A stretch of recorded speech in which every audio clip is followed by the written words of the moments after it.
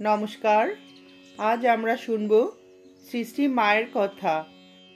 श्री श्री मायेर भक्त सन्तानदेर स्मृतिते श्री श्री मायेर जीवनेर किछु अलौकिक अमृत कथा। श्री श्री मायेर सम्पर्के शांतिराम दास मायेर भक्त सन्तान एकटी घटनार कथा उल्लेख करलेन। तिनि बोललेन, पिसीमार पा छड़िए बसा छबिटा आमार चोखेर सामने जेन जीवंत हुए भासे। बृद्धा किन्तु दु चोखे की ममता। तबे आमी एकदिन पिसीमाके अन्य मूर्तितेও देखेছিলাম। आमी आर आमार एक दिदी सेदिन पिसीमार नतून बाड़ीते गिয়েছি। पिसीमा बाड़ीर बारान्दाय बसेছিলেন। हठाৎ देखलाम पिसीमा उठे दाड़ालेन। अबाक हये देखलाम पिसीमार मतो देखते, किन्तु ए कोन पिसीमा? युवती, ढल ढल दिव्य कांति, पीठेर दिके चूल सब खोला, जेन पायेर काछे भुए ठेके आछे, ठीक जेन मा कालीर मतो। दिदीके भये भये चुपी चुपी बोललाम, दिदी पिसीमाके देख, कत चूल पिसीमार माथाय। दिदिओ एकई दृश्य देखते पेल। भये एक छुटे दुजने बाड़ी चले गेलाम। पिसीमार सेई मूर्ति आमार आजो मने आछे। श्री श्री मायेर सन्तान अमूल्य घोष आरेकटी घटनार कथा शोनालेन। 1313 सालेर चैत्र मास, प्रवेशिका परीक्षार पर आमी बशी सेन, ज्योतिषचंद्र बारुज्ये और हाराधन घोष विष्णुपुर थेके पदब्रजे जयरामबाटी रওনা हई। राजगा थेके गरुर गाड़ीते दुपुरबेला कोतलपुर आसि। सेखान थेके भूल पथे चले अनेक हाटाहाटिर पर जखन आमोदार तीरे पौंछालाम तखन बेश रात हयेछे। झोप छाड़ा आर किछुई देखते पाচ্ছি ना। एमन समय एकटी लोक आलो निये आसছে देखे ताके जयरामबाटिर रास्ता जिज्ञासा करलाम। से बोलल, शारदार घरे जाबे? शारदाई आमाके पाठिয়েছে, चलो। बोलले, चारटी छेले घुरे बेड़ाচ্ছে, तादेरके आलो देखिए निये एसो। आगे खबर देवा छिलो ना। मा सकल कथा शुने बोललेन, तोमरा दुपुरे आसबे मने करेछिलाम, आसते पारोनी। एखाने आसते गेले घुरते हय। आमरा दुदिन मार काछे छिलाम, बाड़ीते शीघ्र फिरते हबे। बारुणी स्नाने जाচ্ছি बोले चले एसेছি। ए कथा शुने मा बोललेन, आमी तो बारुणी बटे। कि अद्भुत घटना। अंतर्जामिनी मा जानते पारलेन चारटी छेले तार काछे आसार जोन्नो पथ भूल करे घुरे बेड़ाচ্ছে। दयामयी मा तखन तादेरके आनार जोन्नो आलो निये लोक पाठिये दिलेन। मायेर सन्तान अमूल्य घोष आरेकटी घटनार कथाओ एखाने बोललेन। मा निजेर बिछानापत्र अन्यके व्यवहार करते दितेन ना, दिलेও निजे आर व्यवहार करतेन ना। शेषाशेषी এই নিয়মের ব্যতিক্রম হয়। জগদম্বা আশ্রমে একদিন রাত্রে মা যামিনীকে নিজের বিছানায় শোয়ালেন। খানিক পরে রাধু জেগে উঠে বলতে লাগলো, কে শুয়ে আছে মা? বিছানায় কে শুয়ে? মা বললেন, এই তো বিছানা পড়ে আছে, দেখ না। রাধু চেয়ে দেখলো কেউ নেই। আবার খানিক পরেই সে বিছানায় কে শুয়ে ইত্যাদি বলতে লাগলো। মা যামিনীর ওপর থেকে লেপ সরিয়ে দিয়ে বললেন, বারবার বিরক্ত করছিস? এই দেখ কে আছে। রাধু উঠে বসলো, বেশ করে তাকিয়ে দেখলো। কাউকে দেখতে না পেয়ে আবার শুয়ে পড়ল। সুরমা রায়কে মা বলেছিলেন, ঠাকুরের পুজোয় দুব্য দিও, মাঝের শীষটা ফেলে দিয়ে 3টি দল রাখবে। শিব পুজো ওই রকম দুব্য ছাড়া হয় না। মা জয়রামবাটিতে না থাকলে সেখানে যেতে মন চাইতো না। একবার মা কলকাতা থেকে দেশে ফিরে এলে দেখা করতে গেছি। মা বললেন, ও নলিন, এই ঝি কি বলে শোনো। ঝি বললে, মার ঘরের ভেতর ধান রেখে দরজায় শুয়ে আছি। অধিক রাত্রে দেখি মা পাটের কাপড় পরে ডান হাতে গঙ্গা জলের কুমণ্ডলু আর বা হাতে ফুলের সাজি নিয়ে এসে আমাকে ধমক দিয়ে বলছেন, দরজা ছাড়, আমি ভেতরে গিয়ে ঠাকুর পুজো করব। আমি তাড়াতাড়ি বিছানা গুটিয়ে নিলাম। মা ঘরে ঢুকে পুজো করে আবার বেরিয়ে গেলেন। মা বললেন, শুনলি রে, আমি কি জয়রামবাটি ছাড়া? শিবপ্রসাদ চট্টোপাধ্যায় এখানে সৃষ্টি মায়ের আরেকটি অদ্ভুত ঘটনার কথা বললেন।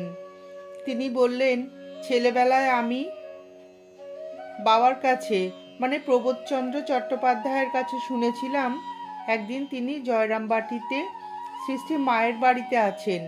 এমন সময় একজন একটি বিশেষ চিঠি বাবার হাতে দেয়। সেই দিনই সন্ধ্যার পরে হলেও বাবা যেন অবশ্যই গ্রামে ফিরে আসেন, এই কথা চিঠিতে লেখা ছিল। বাবা সেই মতো চলে আসার জন্য প্রস্তুত হয়ে মাকে প্রণাম করতে গেছেন। বাবার বিরুদ্ধে তখন নানা কারণে গ্রামীণ শত্রুতা চলছে। পরে জানা গিয়েছিল যে ওই রাত্রে নির্জন খালের ধারে বাবাকে মেরে ফেলবার ষড়যন্ত্র করে ওই চিঠি পাঠানো হয়েছিল। সৃষ্টি মা চিঠির কথা শুনে বললেন, যার চিঠি তার হাতের লেখা তুমি চেনো? মা বললেন, হ্যাঁ মা, অমুকের। যে চিঠি নিয়ে এসেছ তাকে তুমি চেনো? বাবা বললেন, না মা, চিনি না। শ্রীমা বললেন, না বাবা, আজ রাত্রে যেতে হবে না, কাল সকালে অন্য রাস্তা দিয়ে মরাগেড়ে হয়ে অম্বিকা চৌকিদার ও রামময়কে সঙ্গে নিয়ে যেও। সৃষ্টি মাকে প্রণাম করে বাবা বললেন, না মা, আজ যাব না, আপনার কথা মতো কালই যাব। সৃষ্টি মায়ের আদেশে বাবা সেদিন না গিয়ে পরদিন সকালে অম্বিকা চৌকিদার ও রামময় মানে স্বামী গৌরীশ্বরানন্দজি মহারাজকে নিয়ে মরাগেড়ের পথে গ্রামে ফেরেন। বাবা বলতেন, যা হয় হোক, মায়ের কোনো আদেশ আমি কখনো অমান্য করতে পারিনি। বাবা তখনও জানতেন না যে তাকে হত্যার চক্রান্ত হয়েছিল সেই রাত্রে, কিন্তু সর্বজ্ঞ এবং সর্বদর্শী সৃষ্টি মা তা জানতে পেরেছিলেন, তাই সেদিন বেরোতে নিষেধ করেছিলেন। বাবার মুখে পরে শুনেছিলাম যে একটি ঘটনা মিথ্যে সাজিয়ে বাবাকে খবর দেওয়া হয়েছিল যাতে বাবা সেই রাত্রে রাস্তায় বেরিয়ে আসে। অন্য আরেকটি ঘটনা, একবার জয়রামবাটিতে সৃষ্টি মায়ের জন্মোৎসবে সারা দিন আনন্দে কাটিয়ে শ্রী শিবপ্রসাদ চট্টোপাধ্যায় গ্রামে ফিরে তাদের বাড়ির বহুদিনের আশ্রিত বৃদ্ধ শিবুকে সেই আনন্দের কথা বলেছিলেন। শিবু যাতে বাগদি, লেখক তাকে শিবু কাকা বলতেন। শিবুও লেখককে তুই তুই করে নাম ধরে ডাকত।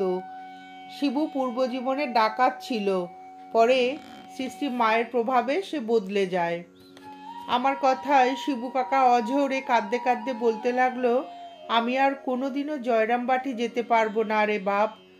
তোর বাবা জিনিসপত্র দিয়ে আমাকে জয়রামবাটিতে মায়ের কাছে পাঠাতো। আমি ছোট জাতের, কিন্তু আমাকেও মা বামুন কায়েতের ছেলেদের মতো আদর যত্ন করে খেতে দিত, আমাকে কত ভালোবাসতো, সে সব আর কখনো পাবো না। শরীরের যা অবস্থা তাতে সেখানে যেতেও আর পারবো না। জানিস, একদিন মায়ের কাছে গিয়েছি, মা তখন স্নান করতে যাচ্ছেন। মা বলল, শিবু বস, আমি আসছি। একটু পরে মা স্নান করে এসে আমাকে গুড় মুড়ি আর অনেক প্রসাদ খেতে দিল। ভাবলাম, মাই তো মা লক্ষ্মী। মনে মনে করছি, ভদ্রলোকদের মতো মায়ের পা ছুঁয়ে প্রণাম করতে পেলে আশা মেটে। চলে আসবো বলে দূর থেকেই মাকে প্রণাম করছি। মা বলল, আয় শিবু, কাছে এসে প্রণাম কর। আমি মায়ের কাছে এসে তার পা ছুঁয়ে প্রণাম করলাম রে বাপ। শিবু কাকা কথা বলছে আর হাউ হাউ করে কাঁদছে। তার কথা শুনে আমার চোখে জল এলো।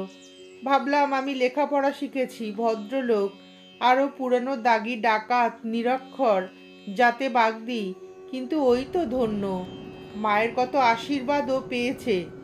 মায়ের ভক্ত সন্তান সুরেন্দ্রনাথ সরকারের স্মৃতিতে এরকমই আরেকটি অন্য কথা। তিনি বললেন, কাশীধাম হইতে ব্রহ্মচারী দেবেন্দ্রনাথ জয়রামবাটি উপস্থিত হন। উক্ত ব্রহ্মচারী পূর্বজন্মের কথা জানিতে পারিয়াছিলেন বলিতেন। 4-5 বৎসর পূর্বে আমাকে বলিয়াছিলেন, আমি নাকি পূর্বজন্মে তাহার গুরু ছিলাম। আমি কিন্তু কিছুই জানি না। তাহার এই সকল কথাই পাগলের প্রলাপ বলিয়া উড়িয়া দিতাম। আমরা দুইজনে একত্র হইয়া শ্রী শ্রী মায়ের নিকট উপস্থিত হইতেই মা আপনা হইতেই বলিলেন, তোমরা এক জায়গায় ছিলে, আবার ঠিক এক জায়গায় এসেছ। ইহা শুনিয়া দেবেন্দ্র চুপি চুপি আমাকে বলিলেন, কেমন, আমি যা বলেছিলুম মায়ের কথায় বুঝলেন তো যে তা ঠিক ঠিক? আমি তো কিছু জানি না, এই বলে চুপ করে গেলাম। পূজনীয় যোগেন মা বলিলেন, আমার সহিত শ্রী শ্রী মায়ের পরিচয় হইবার কিছুদিন পরে একদিন মা আমাকে বলিলেন, ওকে বলল, মানে ঠাকুরকে, যাতে আমার একটু ভাবটাভ হয়। লোকজনের জন্য ঠাকুরকে আমি এ কথা বলে উঠতে পারছি না। আমি ভাবলাম হবেও বা, মা যখন অনুরোধ করিতেছেন তখন ঠাকুরকে ওই কথা আমি বলবো। পরদিন সকালে ঠাকুর তক্তপোষে বসিয়া আছেন দেখিয়া আমি প্রণাম করিয়া তাহাকে মায়ের কথা বলিলাম। তিনি ওই কথা শুনিলেন, কিন্তু কোনো উত্তর না দিয়া গম্ভীর হইয়া রহিলেন। তিনি যখন ওইরূপ গম্ভীর হইয়া থাকিতেন তখন কথা বলিতে কাহারও সাহস হইত না। আমি তখন কিছুক্ষণ নীরবে বসিয়া থাকিয়া তাহাকে প্রণাম করিয়া চলিয়া আসিলাম। নহবতে আসিয়া দেখিলাম মা পুজো করিতেছেন। দরজা একটু খুলিয়া দেখি মা খুব হাসিতেছেন। এই হাসিতেছেন, আবার একটু পরেই কাঁদিতেছেন। দুই চক্ষু দিয়া ধারার বিরাম নাই। কতক্ষণ এইভাবে থাকিয়া ক্রমে স্থির হইয়া গেলেন, একেবারে সমাধিস্থা। আমি ইহা দেখিয়া দরজা বন্ধ করিয়া চলিয়া আসিলাম। অনেকক্ষণ পর পুনরায় যাইতে মা বলিলেন, ঠাকুরের কাছ থেকে এই এলে? তখন আমি বলিলাম, তবে মা, তোমার নাকি ভাব হয় না? মা তখন লজ্জা পাইয়া হাসিতে লাগিলেন। শ্রী শ্রী ঠাকুরের ভক্ত পূর্ণবাবুর খুব অসুখ, বাঁচিবার আশা নাই। তাহার মা আসিয়াছেন। তাহাকে আসিতে দেখিয়া মা বলিলেন, ওই আসছে, কি রোজ রোজ এসে আমাকে বিরক্ত করে। মা আশীর্বাদ করো, পূর্ণকে ভালো করে দাও। জানি তো পূর্ণ বাঁচবে না, তবু ওদের ভোলাবার জন্য বলতে হয়, ভালো হবে। পূর্ণবাবুর মা মাকে প্রণাম করিয়া বলিলেন, মা তোমার ছেলেকে ভালো করে দাও, এবং কাঁদিতে লাগিলেন। মা বলিলেন, আমি কি করব মা, ঠাকুরকে জানাও, উনি ভালো করে দেবেন। পূর্ণবাবুর মা বলিলেন, তোমরা তো ইচ্ছা করলেই পারো মা। মা বলিলেন, আমি তো ঠাকুরকে জানাই। পরে মা আমাদিগকে বলিলেন, ঠাকুর বলেছিলেন ওর বিয়ে দিলে বেশি দিন বাঁচবে না সে তখন শুনলে না, তাড়াতাড়ি ছেলের বিয়ে দিলে সন্ন্যাসী হয়ে যাবে বলে। কিছুদিন পরে একদিন সন্ধ্যা আরতির পর যোগেন মা প্রভৃতি শুইয়া আছেন। মার একটু তন্দ্রার মতো আসিয়াছে। হঠাৎ তিনি বলিয়া উঠিলেন, পূর্ণ মারা গেল নাকি যোগেন? যোগেন মা এই প্রশ্নে আশ্চর্যান্বিতা হইয়া জিজ্ঞাসা করিলেন, তোমাকে কে বললে মা? মা বলিলেন, আমি ঘুমুচ্ছি, হঠাৎ শুনতে পেলুম কে যেন বললে পূর্ণ মারা গেল। যোগেন মা তখন বলিলেন, হ্যাঁ মা, আজ বিকেলেই এই সর্বনাশ হয়ে গেছে। তোমাকে শোনায়নি মা? সেই রাত্রিতে মা কেবলই পূর্ণবাবুর কথাই বলিতে লাগিলেন ও তাহার জন্য দুঃখ করিতে লাগিলেন। নমস্কার, আজ এ পর্যন্তই। মায়ের কথা শুনে আপনাদের যদি ভিডিওটি ভালো লেগে থাকে তাহলে একটি লাইক করবেন এবং চ্যানেলটিকে সাবস্ক্রাইব করে পাশে থাকবেন।